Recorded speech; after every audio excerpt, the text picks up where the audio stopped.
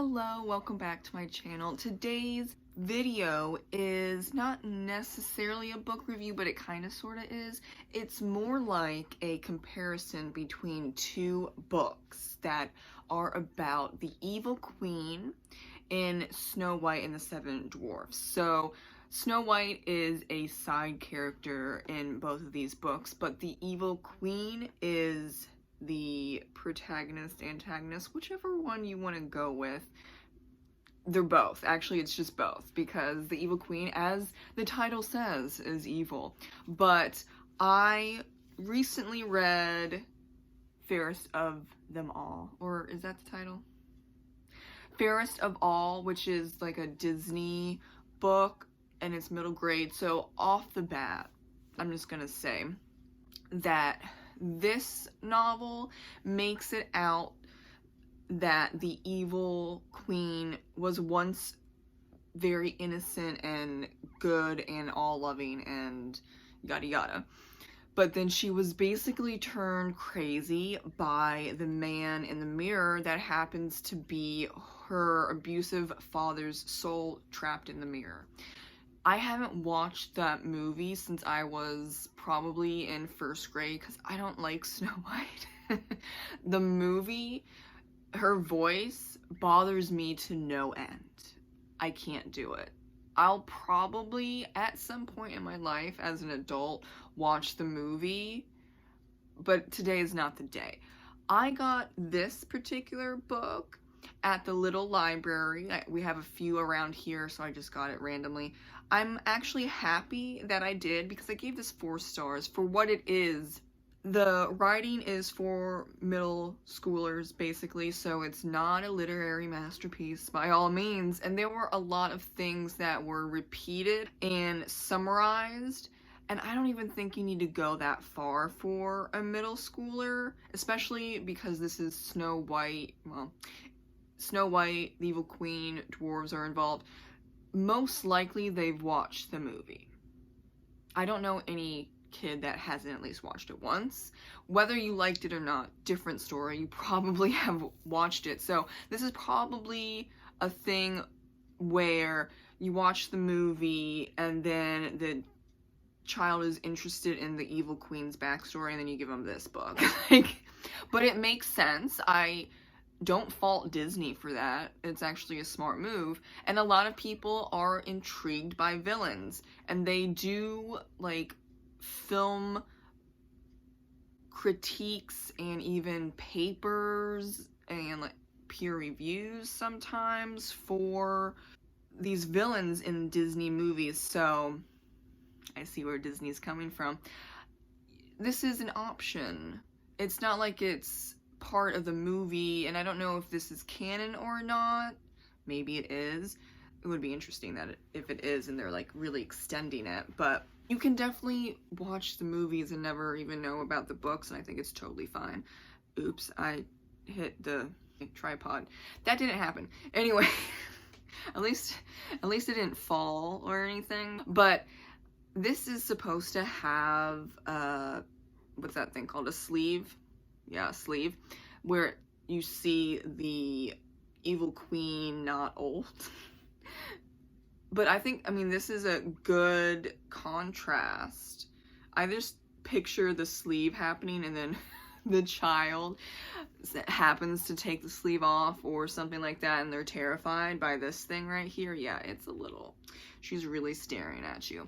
So it is a low 4 out of 5 stars. I don't particularly like the story overall regarding Snow White and the Seven Dwarfs, mainly because of her and mainly because of the whole love story and her being 13 and her voice is grating. And yeah, I mean, it's a little choppy. It was the first movie, right? So it's not going to be great. It's not going to be perfect, but you know, even as a kid, I couldn't relate. This one, I don't know. What I said on Goodreads was, I understand, so she, you know, the evil queen, who would just use, in the beginning, we don't know her name, it's just the queen because she's marrying the king, and then Snow White is her stepdaughter. she was very sweet, a little too sweet at some times. But then it's revealed that, you know, her father's abusive, and she had a terrible childhood, and her mom died young, and no one really loved her. And then, yeah, as I said, she is driven crazy by her abusive dad that's in the mirror. So the mirror person dude is actually her dad. Still not sure if that's canon or not, you know, in the movie, but you do kind of look at it in a different way. You go over in your mind, or you watch the movie about the plot and everything that happens. And everything that happens in the movie is basically in this book as well. But there's the main part of this book is to tell the backstory of how she went cuckoo for Cocoa Puffs and decided to kill Snow. I understand for Disney, and especially if it's Disney canon, why you can't just make her evil in a way, because it's for kids and you have a brand, it's the Disney brand, you know, type of thing. However, does there always need to be a traumatic backstory, and they always have to be innocent, and then they're driven mad, or then they're driven to violence, or, you know, by other people? I don't know. Can't someone just be evil? It's like, even, you know, female characters, can't they just want power and glory? Can't they just have that? Not in this book, but, and I'm so happy, Forest of 1,000 Lanterns. That's exactly what it is. Yes. So, Evil Queen, this is an Asian-inspired Snow White and the Seven Dwarfs. Snow White is the side character, and this, we follow the Evil Queen. This Evil Queen starts off not great. So she's like an anti-hero. And the other books, not so much. She's just evil. She follows true love, or she can take over the kingdom. She has to do some bad stuff if she wants to take over the kingdom. But, I mean, you're a queen, right? You know, yeah, guess what she does? She doesn't choose the man. She chooses to just wipe everyone that's against her out of the way. Minus Snow White, because, you know, it's a book series, so we're getting to that. But in this particular book, yeah, she is the main character. She, unlike the other, the Fairest of all Disney book, the queen starts off not evil, but like I said, anti-hero. She grew up very poor.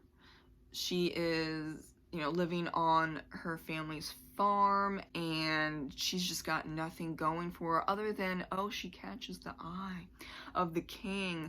And throughout the book, she is tempted by this evil magic, and it's calling to her, do you want to choose power and glory and money and all those, you know, great things that evildoers want, or do you want to deal with Snow White for the rest of your life, and also the king, and just be by his side and be lesser? I mean, you could be great, you could be the queen, and you could rule over everyone, but, you know, you have true love. Do you want that? And she's like, no, I want the first option.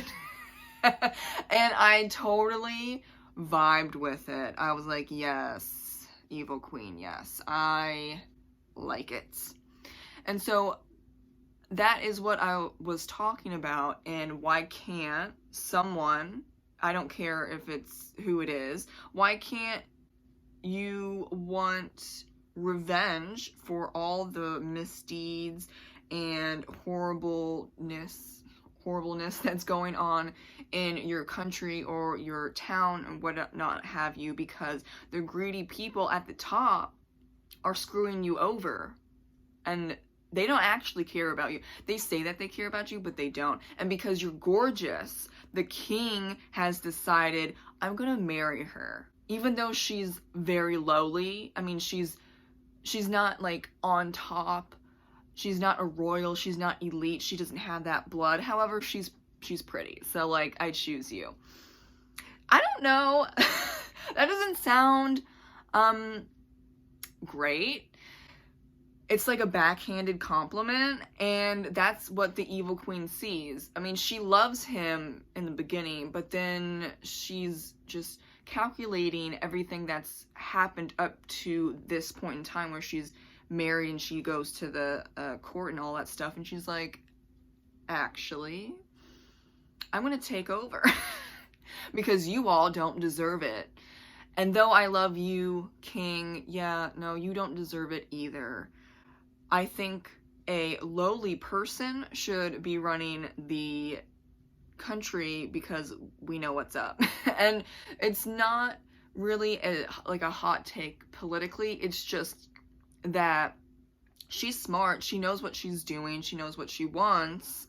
And there have been many instances of people that have done the exact same thing. They were just men. So really enjoyed this book. It was a high 4 out of 5 stars. It gets slow in like random parts of the novel, and it is a bit of a lead up to her finally realizing that she wants money, power, glory, and she wants to kill everyone and seek revenge.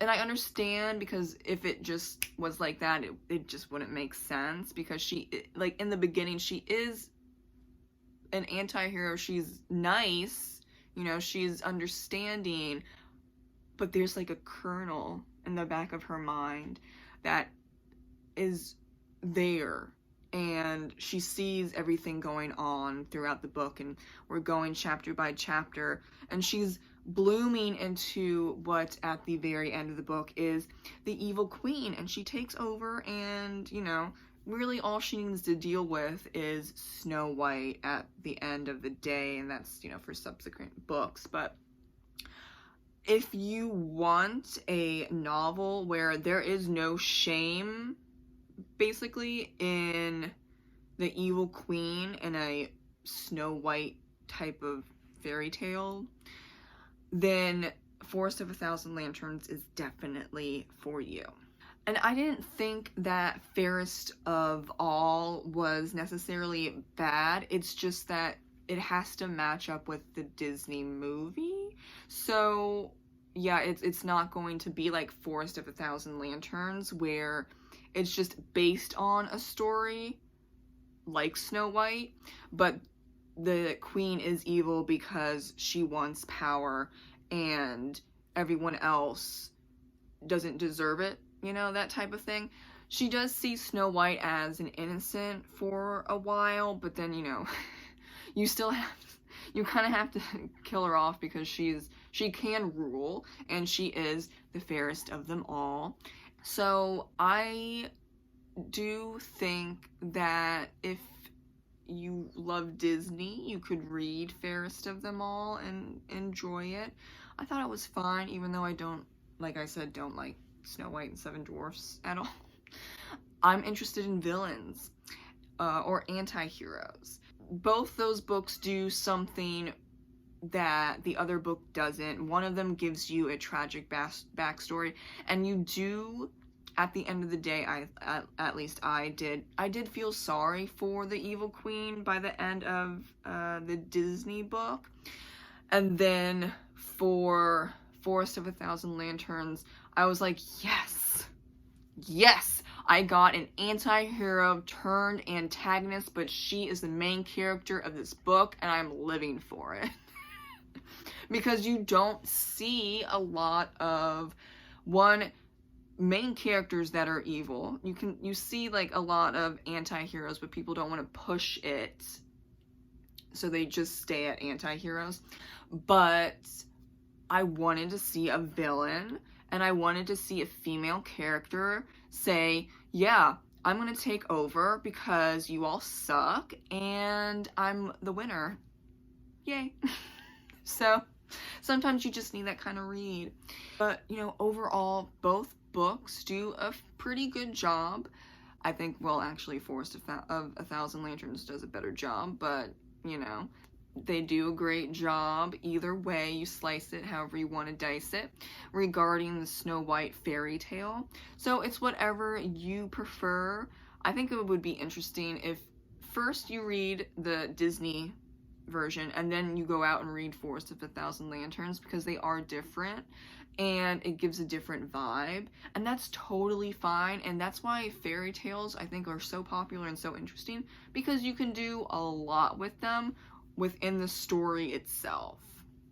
So thank you for watching my comparison of two books about the Evil Queen from Snow White and the Seven Dwarfs. I hope you enjoyed. And have you read either or of these novels? Leave that comment down below.